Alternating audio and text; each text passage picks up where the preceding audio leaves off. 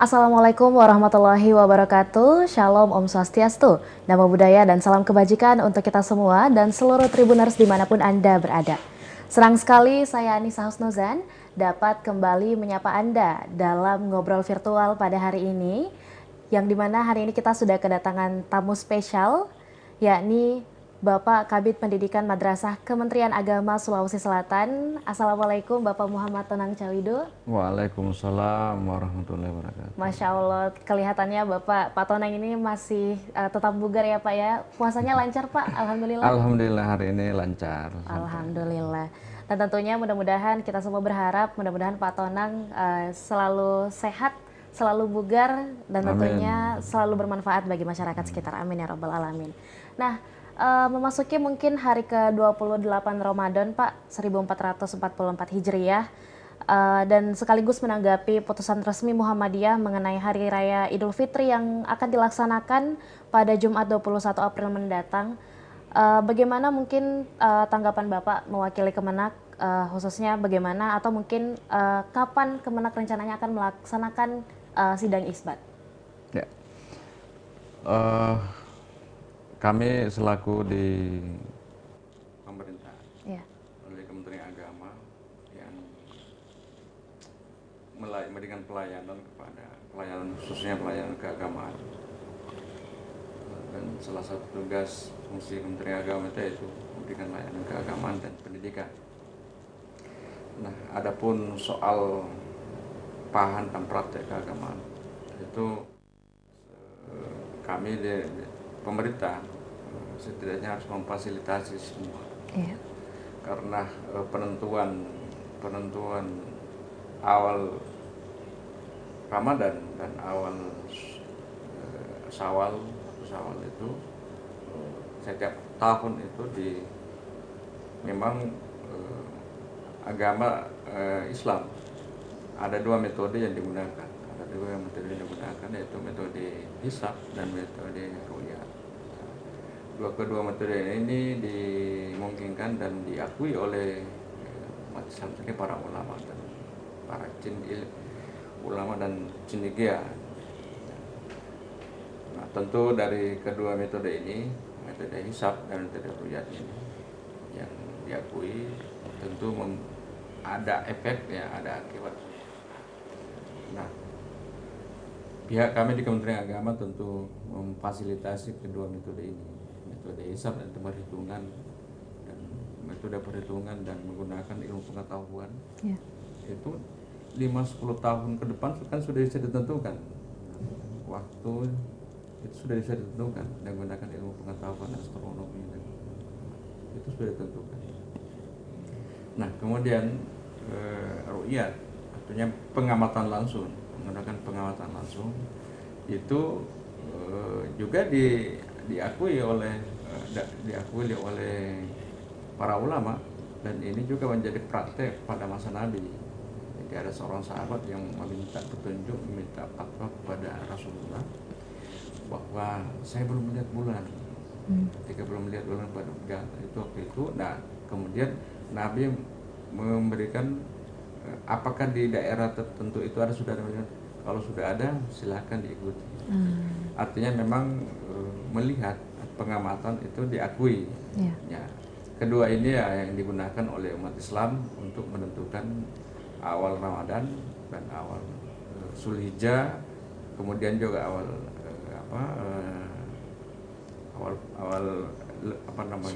Syawal ya, Idul Fitri. Tentu Kementerian Agama berkepentingan untuk hal ini karena ini tidak perdebatan yang sangat panjang apa semua. Lalu kemudian walaupun itu Majelis Taklim PP Muhammadiyah telah mengeluarkan fatwa bahwa tanggal 21 sudah jatuh pada tanggal 1 Syawal. Oleh Kementerian Agama tentu menggunakan dua metode tadi, menggunakan hisab dan menggunakan ru'yah atau pengamatan langsung matahari. Nah, sesuai dengan jadwal yang diberikan oleh Kementerian Agama, itu dijadwalkan besok tanggal 20 akan dilaksanakan Ru'yatul Hilal untuk seluruh lokasi yang ada di Indonesia ini. Untuk di Sulawesi Selatan ini kita menggunakan di Pantai Kalesong. Besok itu kita mulai jam 5 untuk melakukan pengamatan langsung apakah metode ru'ya. Jadi libatkan di sini kan tentu dengan berbagai unsur dan terkait, stakeholder terkait. Ada BMKG, kemudian ormas keagamaan, kemudian ada juga dari MUI, ada dari pengadilan dan Kementerian Agama sebagai pelaksana. Tentu ini melibatkan bahkan juga kampus yang kita libatkan juga. Kampus Wainal Udin, kemudian juga dari UMI, ya, teman-teman mahasiswa UMI. Nah, kedua metode ini yang digunakan. Nah, sebenarnya ada juga yang ada yang menjadi kesepakatan juga, karena ini Indonesia masuk pada wilayah Asia Tenggara, masuk pada wilayah Asia Tenggara, ada kesepakatan beberapa negara. Dan itu satu rumpun wilayah, Malaysia, Brunei Darussalam, Indonesia, yang tergabung dalam kelompok MADIMS. Dan ini kesepakatan ini diakui sejak tahun 1990-an. Nah, itu setiap tahun digunakan, dan kesepakatan juga ini tetap selalu diperbarui soal standarisasi hilal yang digunakan. Nah, tahun kemarin itu standarisasi sepakatnya minimal 3 derajat. Tiga derajat. Nah, sehingga tahun kemarin itu juga ada perbedaan antara Muhammadiyah dengan dengan metode ru'yat. Ya. Karena tadi standarisasi hilal itu yang harus penuhi. Kalau hisab dari PP Muhammadiyah itu menggunakan wujudul hilal, yang penting sudah nampak hilalnya, maka sudah ada perubahan waktu. Betul. Okay. Nah, berarti tadi kita sudah sama-sama mendengarkan para Tribuners bahwa pemerintah sendiri melalui Kemenak itu secara khusus menggunakan dua metode tadi ya Pak ya, yakni metode hisab dan ru'yat, sehingga diupayakan bahwa hasil putusan yang diberikan itu adalah hasil yang insya Allah akurat dan sistematis ya Pak ya, betul. Nah, tapi mungkin melihat adanya bentuk perbedaan yang kerap terjadi dalam putusan Hari Raya Idul Fitri ataupun 1 Ramadan, biasanya nampaknya ada beberapa oknum yang kerap menganggap ini sebagai bentuk perbedaan dan sayangnya kerap digoreng begitu mungkin Pak. Nah, sedangkan mungkin boleh Bapak sedikit menjelaskan tentang bagaimana kita atau sebagai masyarakat itu mampu menghargai perbedaan atau ya menerapkan poin-poin moderasi agama lainnya. Silakan. Ya, saya kira ini menjadi setiap tahun berulang, dan juga harus dipahami bahwa inilah praktek keagamaan kita, dan harus dipahami juga bahwa kedua metode ini yang digunakan itu sejak masa Nabi sudah digunakan, dan semua metode ini diakui oleh para ulama, diakui juga kepada masa Nabi waktu itu, dan juga para ulama. Dan tentu ketika itu sudah diakui, maka tentu kita sebagai umat Islam harus tetap mengikuti. Nah, saya kira juga dalam kaitannya dengan ajaran Islam, tentu ini kan ada yang namanya ajaran mahda, ajaran yang wajib, gairu mahda. Nah, inilah yang membedakan. Nah, lalu kemudian kaitannya dengan perdebatan, saya kira dengan menggunakan kedua metode ini tentu ada perbedaan dengan cara menentukan, dan metode yang digunakan ini ya tentu berbeda. Nah, sebagai umat Islam, sebagai pemerintah, harus mengakui kedua metode ini, memfasilitasi dua metode yang digunakan ini, baik hisab dan ru'yat. Lalu kemudian juga sebagai masyarakat ya, ini juga menjadi wacana baru, pemikiran baru bagi kita bahwa ternyata di sana itu ada perbedaan. Saya lihat juga dengan hadirnya dengan kedua perdebatan ini, setiap tahun kita itu ada wacana keilmuan yang muncul. Semakin cerdas masyarakat untuk mengkaji kedalaman metode yang digunakan oleh hisab, kedalaman metode yang digunakan itu ru'yatul hilal, ru'yat, itu semakin masyarakat juga punya kedalaman untuk mengkaji kedua metode ini dan mengaitkan dengan konteks masyarakat hari ini. Saya kira yang kami harap bahwa ketika semua perbedaan ini muncul dengan mempunyai dasar yang punya dasar masing-masing, saya kira kita harus bijak sebagai masyarakat dan pemerintah, kita harus bijak melihat harus bijak melihat daripada kedua metode ini. Dan ketika kita bijak melihat bahwa kita mengakui ada perbedaan di dalam tengah-tengah masyarakat, dan saya kira dengan saling menghargai, menghargai bahwa di sana ada perbedaan, tentu ya antara pihak yang menggunakan metode hisab dan metode ru'yat, kita sama-sama bekerja sama dalam, dan yang terpenting adalah baik sebagai pemerintah bisa memfasilitasi yang laksanakan Lebaran pada tanggal 21, bisa memfasilitasi juga yang melaksanakan Lebaran pada tanggal 22. Saya kira itu yang penting, bahwa mesti kita bijak. Itulah makna daripada moderasi beragama yang oleh Kementerian Agama menjadi salah satu program prioritas. Betul. Kita bisa moderat dalam menempatkan posisi praktek keagamaan seperti ini. Iya Pak, betul sekali.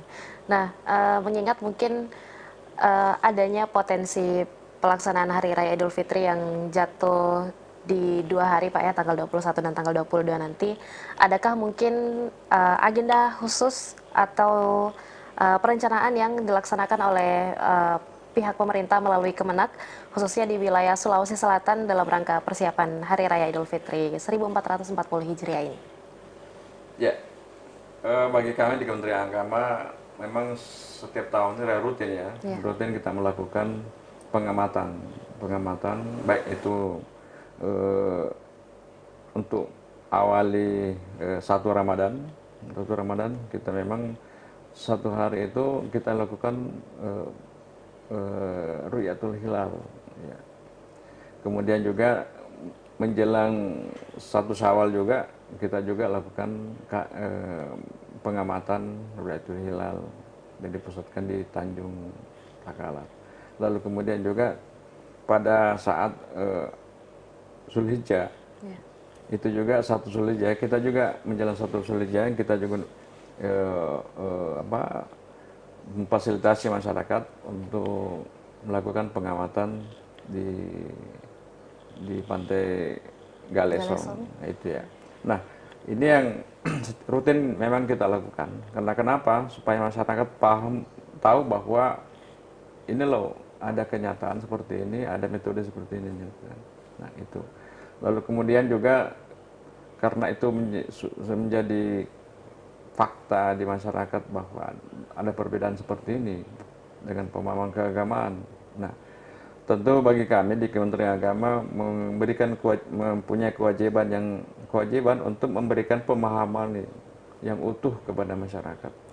Makanya kemarin itu kami di Kementerian Agama dalam sepekan ini telah melakukan konsultasi, baik itu rapat virtual ataukah rapat yang sifatnya tatap muka, dan ataukah kunjungan safari Ramadan yang dilakukan oleh teman-teman. Tetap kita memberikan pemahaman kepada masyarakat bahwa di sini loh ada nyata ada perbedaan seperti ini. Tetapi yang terpenting adalah kita bisa harus bijak melihat dan memandang bahwa ada kedua metode yang digunakan ini. Walaupun ada perbedaan seperti itu, tetapi kita tetap bisa kerjasama, kita bisa rukun, kita bisa damai. Ya, betul. Artinya walaupun misalnya ada bentuk-bentuk perbedaan dalam menentukan hari raya dan sebagainya, yang terpenting untuk disampaikan kepada masyarakat atau mungkin dipahami oleh masyarakat adalah bahwa pemerintah, khususnya Kemenak, tetap memfasilitasi semuanya ya Pak, ya, seperti itu. Masya Allah, luar biasa. Nah, terakhir mungkin apa yang mau Bapak sampaikan sebagai bentuk pesan atau mungkin pengharapan untuk masyarakat luas, khususnya bagi umat muslim dalam menanggapi hal-hal perbedaan yang seperti ini, Pak? Ya, momen 1 Syawal yang setiap tahun kita laksanakan, momen Lebaran yang setiap tahun kita laksanakan, menjadi momen tersendiri dan kerinduan tersendiri bagi setiap keluarga, setiap masyarakat, setiap warga untuk kembali silaturahim, membangun silaturahim, baik itu silaturahim kepada sesama keluarga atau kehandetolan semua. Nah, saya kira momen ini yang penting, jangan ada cedera ya dengan adanya perbedaan tadi. Ada perbedaan soal waktu pelaksanaan Idul Fitri, ya. Tapi yang terpenting adalah momen seperti ini harus kita jadikan sebagai momen silaturahim dan menjaga silaturahim itu dan juga menjaga kedamaian ya. Nah, itu. Lalu kedua bahwa saya kira kearifan kita kepada setiap wilayah kan tentu berbeda-beda. Ada soal budaya, soal adat istiadat yang berbeda-beda. Nah, jadikanlah adat dan budaya yang tengah-tengah masyarakat kita ini yang saling bersilaturahim itu dijadikan sebagai pemersatu di dalam melihat perbedaan yang ada. Saya kira itu ya. Saya kira kami di Kementerian Agama bisa memfasilitasi, lalu kemudian juga terus mendorong untuk terciptanya kedamaian dan kerukunan di tengah-tengah masyarakat, supaya Kementerian Agama juga terus mendorong edukasi masyarakat untuk bisa lebih paham, terutama kaitannya dengan pemahaman keagamaan, praktek keagamaan, ya. Itu yang kita dorong, yang dibungkus dalam moderasi beragama. Saya kira gitu ya. Iya. Mungkin sebenarnya masih banyak yang ingin kita perbincangkan, namun berhubung waktunya terbatas, Pak Tonang juga hari ini sepertinya cukup banyak ya Pak ya agendanya jelang Lebaran, Masya Allah. Maka dari itu mudah-mudahan segala bentuk ibadah kita semua umat muslim, amin ya robbal alamin, dapat diberikan kelancaran dan mendapatkan berkah dari Allah Subhanahu wa Ta'ala. Dan untuk Kementerian Agama khususnya mudah-mudahan dapat dengan lancar menjalankan tugasnya sebagai lembaga pemersatu agama seperti itu, dan mudah-mudahan seluruh pihak yang bekerja keras dalam pelaksanaan Idul Fitri nanti insya Allah juga mendapatkan pahala, amin ya robbal alamin. Terima kasih banyak Pak Tonang sudah menyempatkan waktunya untuk bertandang di Tribun Timur, dan juga untuk para Tribuners dimanapun Anda berada, terima kasih telah menyaksikan ngobrol virtual kita hari ini. Sampai jumpa, saya Anissa Masmazan pamit undur diri. Wassalamualaikum warahmatullahi wabarakatuh.